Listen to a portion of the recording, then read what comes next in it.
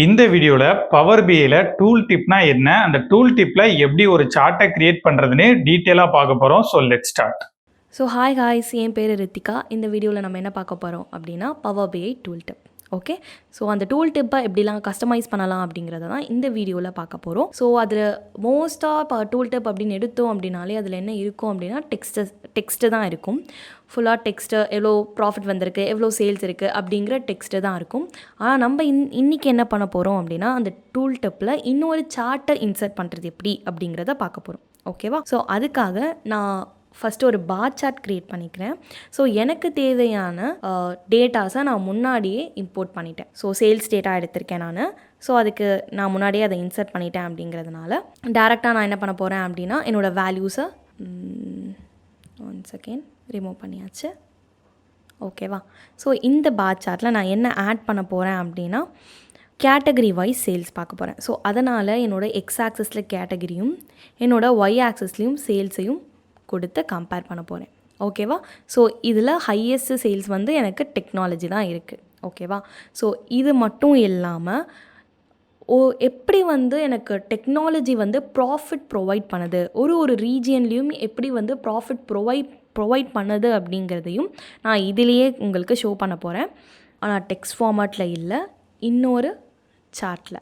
So அதுக்கு முன்னாடி நம்ம போட்டிருக்க இந்த சார்ட்டோட ஷீட் நேமை நான் சேஞ்ச் பண்ணிக்கிறேன். ஸோ லைக் பார் சார்ட் அப்படின்னு கொடுத்துக்கிறேன். ஓகேவா? ஸோ அடுத்தது பேஜ் 2ல் பை சார்ட் இன்சர்ட் பண்ணுறேன். ஸோ பை சார்ட்டை இன்சர்ட் பண்ணுறதுக்கு முன்னாடி என் கேன்வாஸோட செட்டிங்கை நம்ம மாற்றணும். ஓகேவா? கேன்வாஸோட செட்டிங்கில் போயிட்டு டைப் அப்படிங்கிறதுல நம்ம என்ன கொடுக்கணும் அப்படின்னா டூல் டிப் அப்படின்னு கொடுக்கணும். ஸோ இதுக்குள்ளே நீங்கள் என்னென்ன சார்ட்ஸ் எல்லாம் கொடுக்குறீங்களோ அது எல்லாத்தையுமே நான் எங்கே வியூ பண்ண போகிறேன் அப்படின்னா இந்த பார் சார்ட்டில். ஓகே, ஸோ இதுக்குள்ளே நீங்கள் எந்த சார்ட் கொடுத்தாலுமே எனக்கு அது பார் சார்ட் அப்படிங்கிற ஷீட்டில் விசிபிள் ஆகும். ஓகேவா? நான் பர்டிகுலராக ஒரு பாரை கிளிக் பண்ணும் போது ஃபைன். ஸோ இதில் இப்போது விஷுவலைசேஷன் அப்படிங்கிறதுல பை சார்ட்டை ஆட் பண்ணிட்டேன். ஓகேவா? ஸோ பை சார்ட் கொடுத்த உடனே இதில் என்னோடய ரீஜன் வைஸ் என்ன பார்க்க போகிறோம் அப்படின்னா ப்ராஃபிட். ஸோ ப்ராஃபிட்டையும் இன்க்ளூட் பண்ணிட்டேன். ஸோ இந்த மாதிரி எனக்கு என்ன தேவையில்லை அப்படின்னா 1% வேணும், இல்லை அப்படின்னா இந்த மேலே இருக்கலாம் வேல்யூஸ் அது வேணும். எனக்கு வந்து பர்சன்டேஜ் மட்டும் போதும் அப்படிங்கிறதுனால ஃபார்மட்டிங் டேபில் போயிட்டு லெஜெண்ட்ஸ் ஓகே தான். ஸோ லெஜெண்டோட டைட்டில் வேண்டாம் அப்படிங்கிறதுனால நான் டைட்டிலை மட்டும் ரிமூவ் பண்ணிட்டேன். ஸோ ஸ்லைசிங்க்கு ஏதாவது கலர் சேஞ்ச் பண்ணணும் அப்படின்னா தாராளமாக நீங்கள் இந்த ஸ்லைசஸ் அப்படிங்கிற ஆப்ஷனில் போய் நீங்கள் சேஞ்ச் பண்ணிக்கலாம். ஓகேவா? ஸோ விஷுவலில் டீடைல் லேபிள் அப்படிங்கிறதுக்குள்ளே நீங்கள் என்ன கொடுக்க போகிறீங்க அப்படின்னா லேபிள் கண்டென்ட். இதில் நான் வந்து பர்சன்டேஜ் டோட்டல் அப்படிங்கிறத மட்டும் கொடுக்குறேன். ஓகேவா? ஸோ இன்னும் எனக்கு கிளியராக வேணும், அது எனக்கு பாதி டெக்ஸ்ட்டை மறையுது அப்படின்னு நீங்கள் நினச்சிங்கன்னா இன்சைட் அப்படிங்கிறதையும் நீங்கள் கொடுத்துக்கலாம். ஸோ அதுலேயுமே அப்படி தான் இருக்குது. ஸோ பெட்டர் அவுட் சைட்லேயே இருக்கிறது நல்லதுன்னு நினைக்கிறேன்.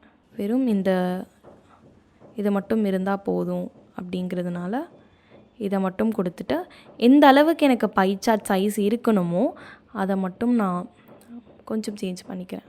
ஓகேவா? ஸோ இதுக்கான டைட்டில்லாம் எனக்கு தேவை இல்லை அப்படின்னு நினச்சிங்கன்னா அதையுமே நீங்கள் வந்து ரிமூவ் பண்ணிடலாம்.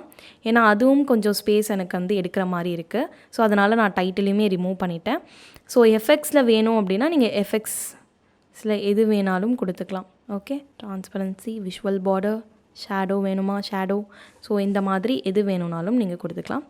ஓகே, ஸோ இதை நான் வந்து ஃபுல்லாக சேஞ்ச் பண்ணிட்டேன். ஓகேவா? ஸோ இதை முடித்ததுக்கப்புறமா நான் எங்கே போகிறேன் அப்படின்னா டேரெக்டாக பார் சார்ட் அப்படிங்கிற ஷீட்டுக்கு போகிறேன். ஓகே, ஸோ இந்த வந்து நான் பை சார்ட்டை பேஜ் 2வை நான் வந்து பை சார்ட்டுன்னு நேம் பண்ணிவிட்டு பார் சார்ட் அப்படிங்கிற ஷீட்டில் ஜென்ரல் டேபில் போனீங்க அப்படின்னா எனக்கு டூல் டிப் அப்படிங்கிற ஆப்ஷன் இருக்கும். அது ஆனில் தான் இருக்கும். ரிப்போர்ட் பேஜில் ஆட்டோ டைப்புன்னு இருக்கும், அதில் ரிப்போர்ட் பேஜ் இருக்குது. Okay fine. பேஜில் ஆட்டோன்னு இருக்கிறதுக்கு பதிலாக நீங்கள் பை சார்ட் அப்படிங்கிறதுல கிளிக் பண்ணிட்டீங்க அப்படின்னா எனக்கு எல்லாமே சேஞ்ச் ஆயிரும்.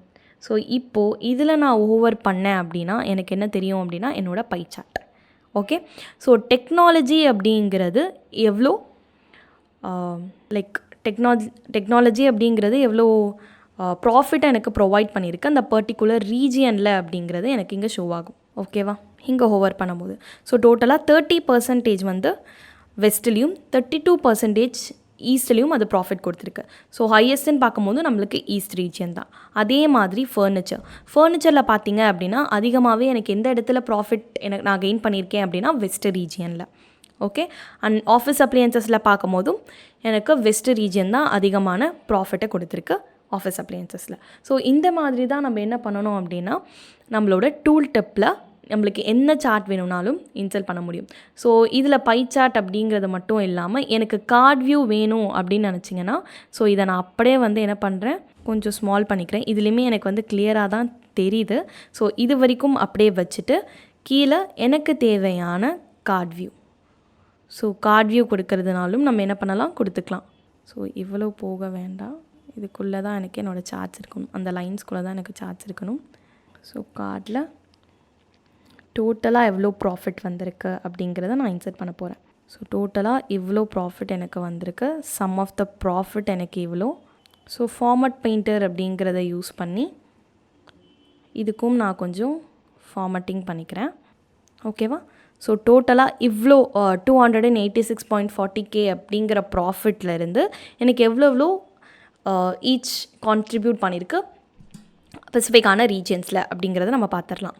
ஓகேவா, ஸோ இது ஈஸியாக இருக்கும். அது மட்டும் இல்லாமல் நம்ம பின்னாடி நம்மளோட கேன்வாஸில் பேக்ரவுண்டில் நம்ம என்ன கலர் வேணும்னாலும் நம்ம என்ன பண்ணிக்கலாம் அப்படின்னா கொடுத்துக்கலாம்.